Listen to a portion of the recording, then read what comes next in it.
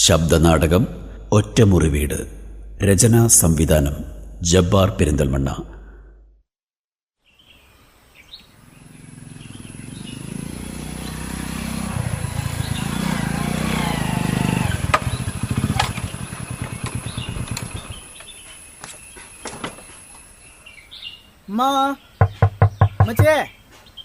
വാതില് തുറക്കേ. സീൻത്തെ ജംഷി എത്തി. വാതില് കുറ്റിയിട്ടിട്ടില്ലടാ, കേറി വാ. എന്താ ജംഷീദ്, മണി 3 ഇപ്പഴാ ചോറ് എന്നാ വരണത്? എത്ര തിരക്കുണ്ടെങ്കിലും സമയത്ത് വന്ന് കഴിച്ചൂടെ നിനക്ക്? എന്താ ചെയ്യാ, അവിടെ ഒരുക്കങ്ങളൊന്നും പൂർത്തിയായിട്ടില്ല. എടാ, കഴിച്ചിട്ട് അങ്ങോട്ട് തന്നെ പോകാലോ. അതല്ലമ്മ, ഞാൻ കഴിച്ചു പോയാല് പിന്നെ ഉപ്പാനെ കൊണ്ടുപോകാൻ ഞാൻ വീണ്ടും വരണ്ടേ? സീനത്തെ, ഞാൻ ഇവന്റെ ഒപ്പം ഒന്ന് പോണ്ട്. നിന്റെ അടുത്ത് പറയാൻ മറന്നാണ്. പോയി നോക്കട്ടെ എന്തൊക്കെയാണ് ഇവന്മാരവിടെ ചെയ്തിരിക്കണേന്ന്. നിങ്ങൾ രണ്ടാളും കഴിച്ചതല്ലേ? ഞാൻ അപ്പോഴേ കഴിച്ചു. പിന്നെ എന്റെ തലയ്ക്ക് ഓളൊന്നുമില്ല ചോറും തിന്നാണ്ട് നിന്നെ കാത്തിരിക്കാന്. ഞാൻ പറയാറില്ല എന്നെ കാത്തിരിക്കരുതെന്ന്. ഉപ്പച്ചേ, വേഗം ഡ്രസ്സ് മാറി ഉമ്മച്ചിരിക്കും, നമുക്ക് കഴിക്കാം. ഉമ്മ, കൃഷ്ണ വിളിച്ചിരുന്നോ? എക്സാം ഹാളിലേക്ക് കയറുന്നതിന്റെ മുമ്പ് വിളിച്ചിരുന്നു. ഇതെങ്ങാനും കിട്ടിയ അങ്ങ് തലസ്ഥാനത്ത് സെക്രട്ടേറിയറ്റിനടുത്ത് ഒരു വീടെടുത്ത് അവളുടെ കൂടെ നമ്മളും കൂടേണ്ടി വരും ലമ്മ. ജംഷേ, ഞാൻ റെഡി ആയിട്ടാ. ഉപ്പ, പരിപാടി കഴിഞ്ഞ ഉടനെ ഞാൻ ഇങ്ങോട്ട് വരുവേ. ഒടുക്കത്തെ ക്ഷീണം. ഉസ്നയെ കൊണ്ടുവരാൻ ഉപ്പ ബസ് സ്റ്റോപ്പിലേക്ക് പോണം. ആ ശരി, ഞാൻ പോയിക്കോളാം. അല്ലടാ ജംഷേ, സുബ്രഹ്മണ്യന് ആരാണ് താക്കോല് കൈമാറണത്? സംസ്ഥാന പ്രസിഡന്റ് ടി ഷാക്കിർ സാബ്. എടാ ജംഷേ, ഇതിപ്പോ ഇങ്ങനെ വീടൊക്കെ വെച്ചു കൊടുക്കുമ്പോ അതിന് മതി ബാപ്പി മോനും. ഇനി ബാക്കിയുള്ളത് പോണ വഴിന്ന് സംസാരിച്ചോ, ഇല്ലെങ്കിൽ അവിടെ പരിപാടി തുടങ്ങിപ്പോ.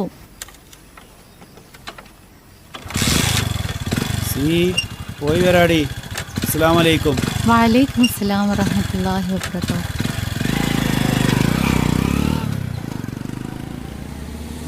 ഉപ്പ എന്തോ പറയാൻ തുടങ്ങിയിരുന്നല്ലോ, എന്താണത്? അതിപ്പോ ഈ പാവപ്പെട്ടവർക്ക് വീടുണ്ടാക്കി കൊടുക്കലാണേലും പരസ്യമായിട്ട് താക്കോൽ ദാനമൊക്കെ നടത്തുന്നത് ശരിയാവോടാ? വാങ്ങുന്നവന്റെ അഭിമാനത്തിന് കോട്ടം തട്ടൂലേ? പക്ഷേ സുബ്രേട്ടന്റെ കാര്യം അറിയാലോ. എത്ര വർഷമായി മൂപ്പര് 2 പാർട്ടിയുടെ പിന്നാലെ നടക്കുന്നു. ഒരു വീടിനും വേണ്ടി ആരെങ്കിലും ചെയ്തു കൊടുത്തോ? സോളിഡാരിറ്റിയുടെ ഭവന പദ്ധതിയിലേക്ക് സുബ്രേട്ടന്റെ വീടിന് വേണ്ടിയുള്ള അപേക്ഷ മൂപ്പര് പോലും അറിയാതെയാണ് ഞാൻ കൊടുത്തത്. ഫണ്ട് പാസ്സായ വിവരം ഞാൻ പോയി പറഞ്ഞപ്പോ കണ്ണൊക്കെ നിറഞ്ഞ് വല്ലാതെ ആയി മൂപ്പര്. എന്റെ ജീവിതത്തിൽ ആദ്യമായിട്ടാ ഇങ്ങനെ ഒരു അനുഭവം. ഇതേ സുബ്രേട്ടനാണ് പറഞ്ഞത് താക്കോൽ ദാനം നമുക്ക് ഗംഭീരാക്കണമെന്ന്. ആ എന്നാ ശരി. ഇല്ല, ഞാൻ വെറുതെ ചോദിച്ചെന്നുള്ളൂ. നീ നോക്കി വണ്ടി ഓടിക്ക്.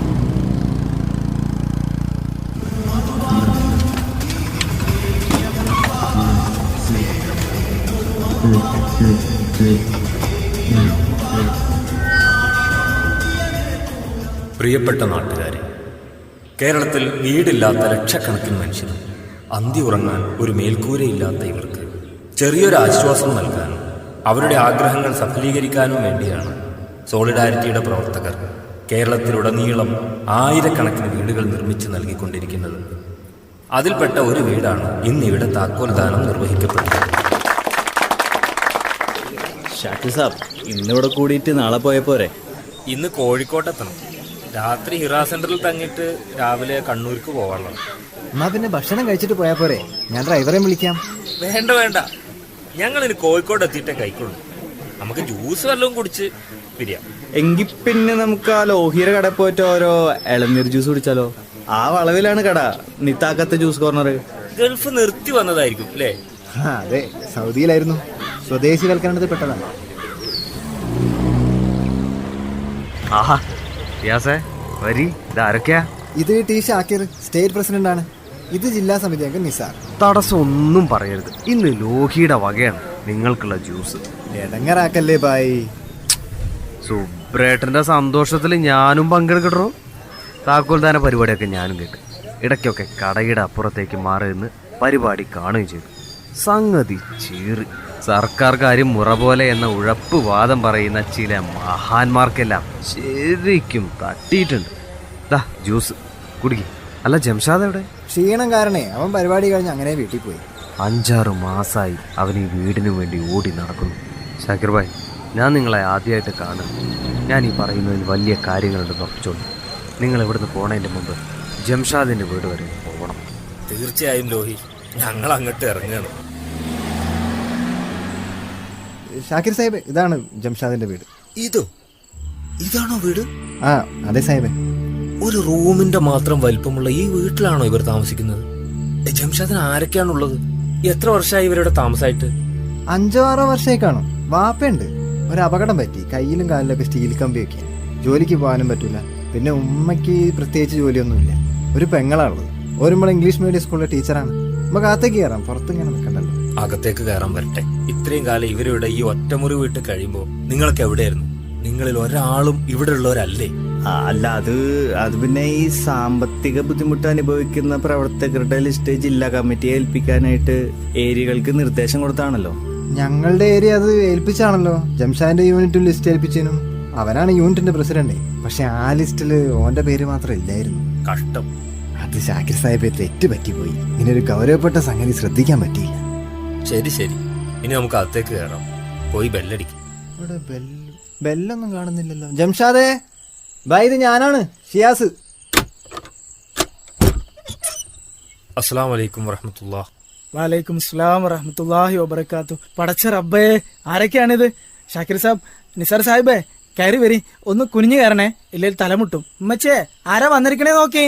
ആ വരി, ദാ ഇങ്ങോട്ടിരിക്ക. ഞാൻ ചായടാ. വേണ്ട, ഞങ്ങളിപ്പോ ജ്യൂസ് കുടിച്ചിട്ടാ വന്നത്. അത് പറ്റില്ല, ആദ്യായിട്ട് വന്നിട്ട്. എന്നാ ഓരോ ഗ്ലാസ് വെള്ളം എടുത്തോളൂ. മേൽക്കൂരയിൽ മുട്ടാതിരിക്കാൻ തല കുനിച്ചാണ് ഞങ്ങൾ ഇങ്ങോട്ട് കയറിയത്. അത് ഇപ്പോഴും കുനിഞ്ഞ് തന്നെ ഇരിക്കണം. സ്വീകരണ മുറിയും കിടപ്പുമുറിയും അടുക്കളയും എല്ലാം ഒറ്റ മുറിയായ വീട്ടിലേക്ക് ഞങ്ങൾ എത്താൻ വൈകിയല്ലോ എന്ന് ഓർത്തിട്ടാ. പഠിച്ചോനെ, എന്താ നിങ്ങളീ പറയണത്? നാരങ്ങ വെള്ള കുടിക്കേ. ജംഷാദെ, ഇപ്പൊ കാത്തിക്കാൻ സമയമില്ല. ഞങ്ങൾ വന്നിരുന്നു എന്ന് പറഞ്ഞാൽ മതി. നാളെ തന്നെ ഒരു വാടക വീട് നോക്കി മാറാനുള്ളത് ചെയ്യണം. ഇവിടെ നമുക്ക് ഒന്നിലധികം മുറികളുള്ള ഒരു വീട് ഉയർത്തണം ഇൻഷാ അല്ലാഹ്. എനിക്കൊന്നും മനസ്സിലാവുന്നില്ല. ഇതൊന്നും വേണ്ട സാഹിബേ. ഞങ്ങളെക്കാൾ പ്രയാസം അനുഭവിക്കുന്നവർ ഇവിടെ ഇല്ലേ? പ്രയാസങ്ങളൊന്നും ഇല്ലാതെ 4-5 കൊല്ലായില്ലേ ഇവിടെ കഴിയുന്നത്. ഒരു സൂചന പോലും ആർക്കും കൊടുക്കാതെ. അത് നിങ്ങളുടെ നന്മ. ഒരുപാട് വൈകിയെങ്കിലും അറിഞ്ഞത് ഇന്നാണ്. മറച്ചു വെച്ച പ്രയാസങ്ങൾ പരിഹരിക്കാൻ ഈ നിമിഷം മുതൽ ഞങ്ങളും പരിശ്രമിക്കണം. അത് ഞങ്ങളുടെ ബാധ്യത. ശരി, ഇൻഷാ അല്ലാഹ് ഞങ്ങൾ ഇറങ്ങാണ്. പടച്ചോൻ നമുക്ക് കാവലായിട്ടുണ്ടാവട്ടെ. ആമീൻ.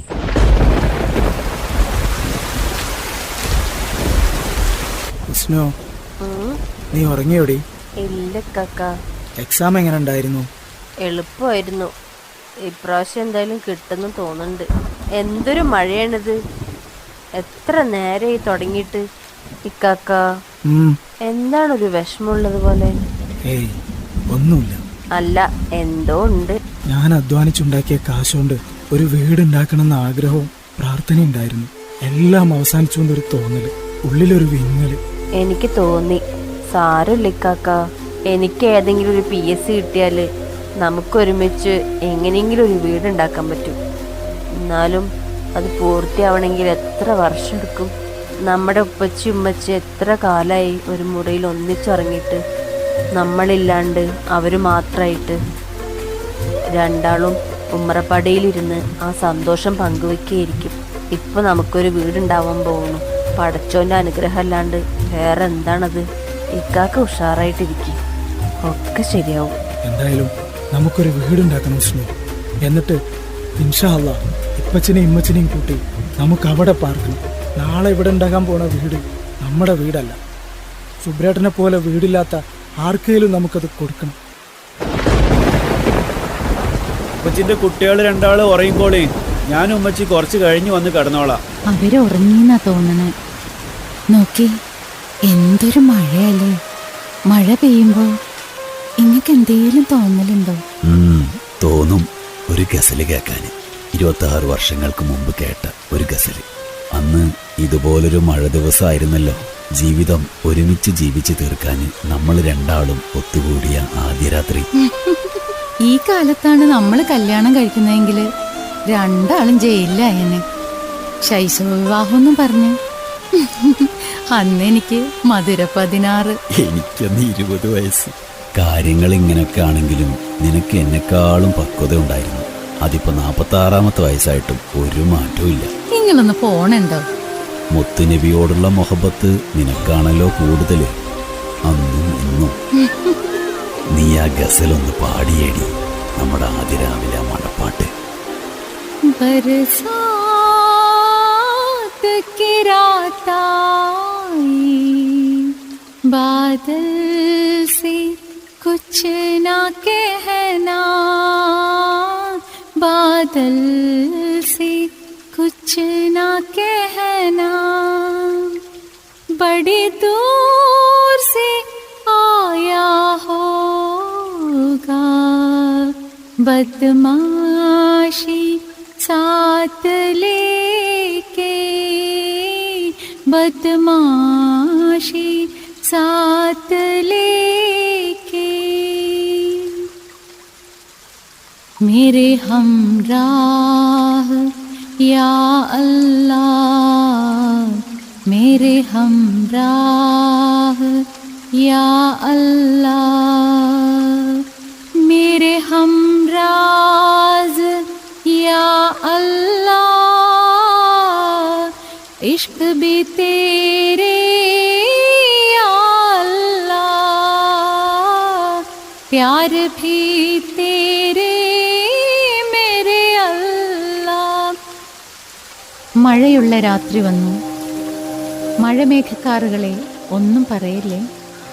ഒരുപാട് ദൂരെ നിന്ന് 1000 തെമ്മാടിത്തരങ്ങളും കൊണ്ടാണ് അവ വരുന്നത്.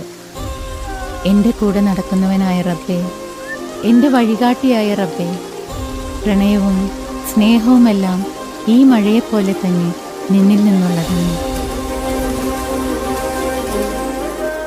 ഒറ്റമുറി വീട് ശബ്ദനാടകം ഇവിടെ അവസാനിക്കുന്നു.